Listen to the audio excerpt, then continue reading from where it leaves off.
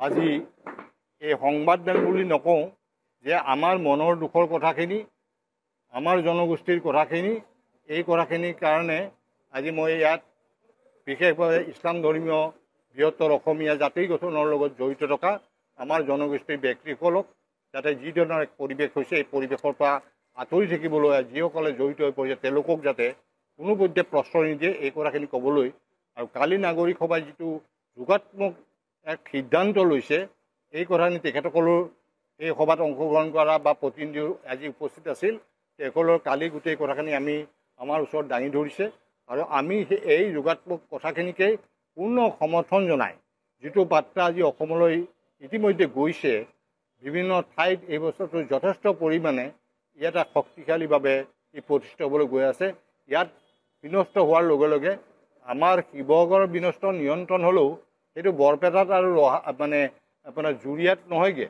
গতিকে গোটেই দিশটো আমি চাব লাগিব গতিকে মই ইয়াতে আমাৰ প্ৰতিটো জাতিৰ জনগোষ্ঠীৰ যাতে আমি যিখিনি অসমীয়া বৃহত্তৰ জাতিৰ লগত জড়িত আমি যাতে এখন ভুল তথ্য আৰু ভুল প্ৰতিশ্ৰুতি আমি দাঙি ধৰি বিভিন্ন বিতৰ্কমূলক বক্তব্য ইউনুছ তামুলীৰ ক্ষেত্ৰতে আহিছে বা কেতিয়াবা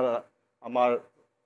শৃংখল চলিয়াৰ বিৰুদ্ধে চিটু বৰুৱাৰ বিৰুদ্ধে আহিছে এই কথাখিনি কালি আলোচনা হৈ গৈছে মই ক'বলৈ নাযাওঁ কাৰণ ৰমু চলিয়া ইয়াতে পিতৃস্বৰূপভাৱে মোৰ লগত যেতিয়া জড়িত মৃত্যুৰ আগদিনাখন মোৰ লগত কথা পাতি গৈছে গতিকে এই কথাখিনিয়ে মই ৰমু চলিয়াৰ প্ৰতিও শ্ৰদ্ধা জনাইছোঁ তেওঁৰ যিটো চিন্তাধাৰা যাতে শিৱসাগৰবাসীয়ে ৰাইজে প্ৰতিফলিত কৰিব পাৰে আগন্তুক দিনত এই কথাটো মই ভাবিলোঁ শৃংখলক পালেও মই মাতি নি ক'লোহেঁতেন মোক লগ পাম বুলি ক'লে কিন্তু কালিৰ পৰা সেই চুইচ অফ আছে এই বিতৰ্কমূলক নোসোমাবি ৰমু দাই আত্মায়ো শান্তি নাপাব গতিকে মই সেইখিনি ক'বলৈ সুবিধা নাপালোঁ বাৰু যি নহওক মোৰ বিশ্বাস আছে এনেকুৱা বিতৰ্কিতমূলক বক্তব্য যাতে কোনো নাৰাখে ইউনুছ তামুল এজন ব্যক্তি তেওঁ কাকো প্ৰতিনিধিত্ব কৰা নাই তেওঁৰ বক্তব্য যাতে আমাৰ ইছলামিক সমাজৰ বক্তব্য বুলি আপোনালোকে কোনো ধৰি নলয় আৰু যিটো আমাৰ ইয়াতে বিভিন্ন জনগোষ্ঠী অসমীয়া জাতিৰ সীমাবদ্ধতাৰ মাজত আছে ই যেনেকৈ মৰাণ মটক টাই আহোম বা কোচ ৰাজবংশী ডিমাচা কাৰ্বি ৰাভা বড়ো এইবিলাক বা আমাৰ অসমীয়া মুছলিমৰ মই মুছলিম বুলি নকওঁ ইছলাম ধৰ্মীয় লোকৰ অসমীয়াৰ মাজত থকা ইয়াত মানে গৰীয়া হওক মৰিয়া হওক দেশী হওক জোলহা হওক চৈয়দসকল হওক বা পুংগল মাইমল কছাৰী মুছলিম এই যিকেইটা জনগোষ্ঠীয়ে অসমৰ ইতিহাসত যথেষ্ট অৱদান দি গৈছে কিন্তু লাহে লাহে যেন তেওঁলোকে সকলো পিনৰ পৰা বঞ্চিত হৈ যেন আজি সেইসকলক মিছলিড কৰাৰ কাৰণে ভুল পথে পৰিচালিত কৰিবৰ কাৰণে কিছুমান অপশক্তিও কাম কৰি আছে আৰু তাৰ লগে লগে পূৰ্ববংগীয় সেইসকল ব্যক্তিয়ে বিভিন্ন স্তৰে দি প্ৰৱেশ কৰি আজি শিৱসাগৰৰ যিসকলে কলিকতে কৰিব বিচাৰিছিল আমি দেখিছোঁ সোণাৰীত যি অৱস্থা সৃষ্টি কৰিছে মই ভবা নাছিলোঁ এইবিলাক জেগাতো এই অৱস্থা হৈছে আজি মোক শদিয়াৰ পৰা ফোন কৰিছে শদিয়াৰতো একে অৱস্থা হৈছে আজি তেনেকৈ চৰাইদেউত যিটো হৈছে ঠিক তেনেকৈ ডিব্ৰুগড়তো মোক এজনে ক'লে যে ডিব্ৰুগড়তো একেই অৱস্থা হৈছে গতিকে এই অৱস্থাটো যদি চবতে হৈ আছে মই ভাবিছোঁ আমাৰ নামনি অসমতে হৈ আছে নেকি নগাঁৱলৈকে আৰম্ভ কৰি নহয় গোটেই উজনি অসম যিখন আমাৰ অসমীয়া জাতিৰ এক প্ৰাণকেন্দ্ৰ যিবিলাক আছিল সেইবিলাক যেন আজি অসমীয়া বুকুৰ পৰা হেৰাই যাব বিচাৰিছে গতিকে আপোনালোকে নেতৃত্ব লওক অসমীয়া জাতিৰ যিকেইটা জনগোষ্ঠীক লৈ বৃহত্তৰ অসমীয়া জাতি হৈছে সেই কথাখিনি আমি আজি এটা বাৰ্তা দিবৰ কাৰণে যিটো কালি বাৰ্তা গৈছে তাৰ লগত সংযোগ কৰি আজি আমি এইসকল আমাৰ জনগোষ্ঠীকেইটাৰ লগে লগে আমি ইছলাম ধৰ্মৰ হয় কিন্তু আমি বাংলাদেশীৰ সমৰ্থক নহয় কাৰণ বাংলাদেশীৰ সমৰ্থক আজি চৰকাৰৰ দায়িত্ব আছে ৭১ পিছত মানুহ খেদা কাখন প্ৰৱৰ্তন কৰি এটা সাম্প্ৰদায়িক বীজ ৰোপণ কৰাটো আমি আপত্তি আছে ক্ল'জ 6টো এতিয়ালৈকে কাৰ্যকৰী নকৰি তেওঁলোকে ক্ল'জ 6 আমাৰ যিটা সুৰক্ষিত হ'ব পৰা ব্যৱস্থা আছে জাষ্টিছ বিপ্লৱ শৰ্মা কমিশ্যন সেইখিনি নকৰি আজি পৌৰগামী কমিটি অসম চৰকাৰে যিখন গঠন কৰিছিল জাষ্টিছ ৰুমি ফুকন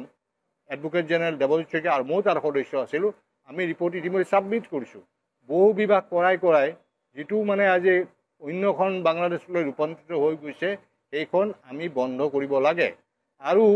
বিদেশী হ'লে ইয়াৰ পৰা উচ্ছেদ কৰিলে তেওঁলোকে তালৈকে যাব তাৰ পৰা উচ্ছেদ কৰি তালৈ যাব গতিকে তেওঁলোকক তাৎক্ষণিকভাৱে নি মানে বাংলাদেশৰ বৰ্ডাৰত দি আঁতৰাই দিব লাগে আৰু বন্দী চুক্তিকৰণ মানে যিখন প্ৰত্যাহ্বান চুক্তিবদ্ধন সেইখন তাৎক্ষণিকভাৱে কৰিব লাগে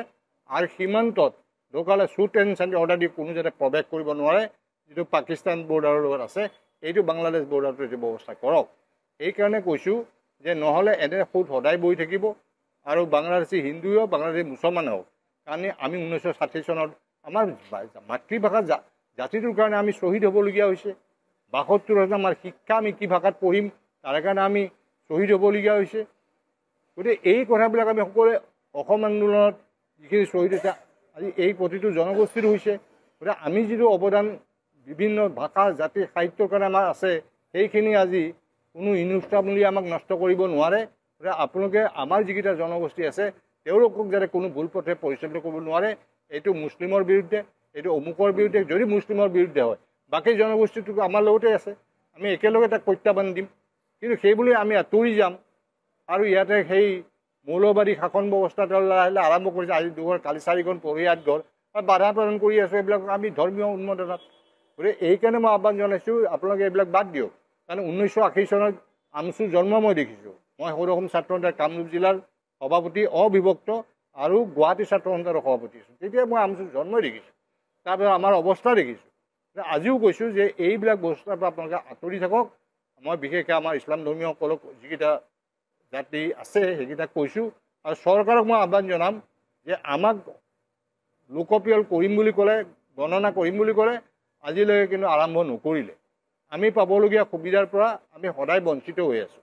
আমাৰ নামত অহা কেন্দ্ৰীয় চৰকাৰ ৰাজ্য চৰকাৰ আটাইবোৰ অনুদান কোনোদিন শিৱসাগৰ ডিব্ৰুগড় যোৰহাট নাযায় এই ৰূপহীৰ পৰা ঢিঙলৈকে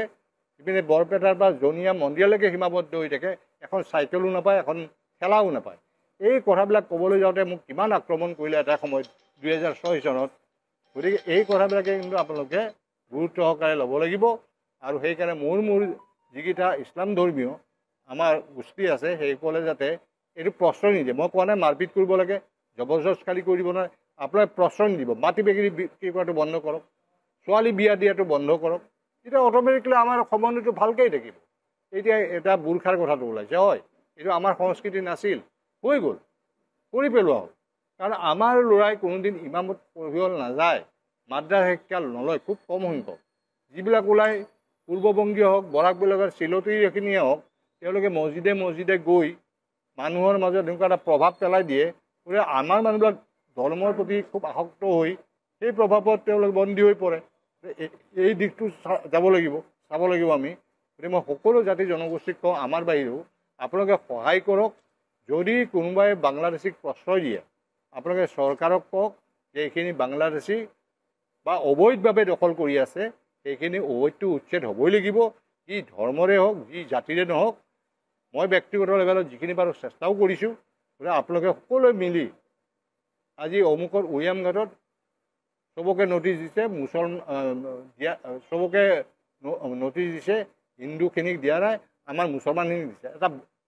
ভুৱা তথ্য দিলে সেইখিনি তদন্ত কৰক তাই আহোমে কোচ ৰাজবংশীয়ে গৈ তদন্ত কৰক সঁচা নে মিছা যদি সঁচা হয় কিন্তু মইতো তদন্ত কৰিলোৱে এইটো সম্পূৰ্ণ ভুল তথ্য দিছিল এইখিনিত আপোনালোকে জেগাতে শেষ কৰিব লাগিব তেতিয়া গোটেই আমি জাতিটো খুব শক্তিশালী হিচাপে মানে আগন্তুক দিনত আমাৰ সন্মুখত অহা প্ৰত্যাহ্বানবিলাক নহ'লে যিটো জাতিৰ অৱস্থা হৈ গৈছে আমি সংখ্যা ল'বলৈ আহি আছোঁ এই কথা চিন্তা কৰিব লাগিব গতিকে বহুত শ্বহীদ হৈ গ'ল জাতিটোৰ কাৰণে 60 চনৰ পৰা শ্বহীদ হৈছে তাৰ আগতেও হৈছে 72ত হ'ল 79ৰ পৰা হোৱা অসম আন্দোলনত বহুত কেইজন শ্বহীদ হ'ল গতিকে এই শ্বহীদৰ প্ৰতি সন্মান জনাই আমাৰ দায়িত্ব আৰু কৰ্তব্য পালন কৰিবলৈ মোৰ বিভিন্ন গোষ্ঠীৰ লগতে আজি যোৰা বহুতে কিন্তু আজি মোৰ দুখ লাগে মানে এইটো মোক গভৰ্ণমেণ্টেও কৈছিল মানে এটা গোষ্ঠীৰে আমাৰ নাই বুলি 20টাকে সংগঠন জন্মাইছে হঠাৎ 2006 চনত মোৰ লগত বহিবলৈ মানুহ নাই সংবাদ মোৰ ঘৰত মই বনাইছিলোঁ পাতিছিলোঁ আৰু আমি গুৱাহাটী দৈনিক অসম কীৰ্তিনাথ হাজৰিকা ডাঙৰীয়াৰ দিন আৰু উজনি অসমৰ দৈনিক জনমভূমিৰ বাহিৰে কোনো বাতৰি কাকত আমি দেখা পোৱা নাছিলোঁ প্ৰথম মানে আপোনাৰ চেনেল মানে কেবুল এইটো আমাৰ মানে সঞ্জীৱ নাৰায়ণৰ চানমাৰী 2টা ঘৰৰ পৰা আৰম্ভ পৰা যি জড়িত আৰু এনি টেলিভিছন প্ৰথম ছেটেলাইট চেনেল সেইটোৰ পৰা আমি জড়িত তেনেকৈ বাকী এতিয়া লাহে লাহে সংবাদ জগতে বহুত ওপৰলৈ গুচি গ'ল গতিকে এই সংবাদ জগতৰ পৰা মই আশা কৰিম যে তেখেতসকলে যাতে আমাৰ এই যাত্ৰাটোত সহায়কভাৱে যোগাত্মক দিশটো তেওঁলোকে দেখুৱাই দিয়ে কাৰণ এইখন জাতিটোৰ কাৰণে এইখন অসম আমাৰ ক'তো স্থান নাই মই বাংলাদেশত যাব পাৰোঁ নেকি মোৰ জেগা আছে নেকি মই কেনেকৈ বাংলাদেশী সমৰ্থন কৰিম গতিকে এই কথাবিলাক আমি আমাৰ দৃষ্টিত ৰাখি আমাৰ গোষ্ঠী যিকেইটা আছে ধৰ্মত ইছলাম কিন্তু আমি জাতি হিচাপে অসমীয়া এই মানুহ যেনেকৈ ৰাখিব অন্যান্য জনগোষ্ঠীৰ সহযোগত আমি আগবাঢ়ি যাব বুলি মই আশা কৰি আৰু যদি আপোনালোকে কিবা এই বিষয় লাগে মই দিবলৈ প্ৰস্তুত আছোঁ।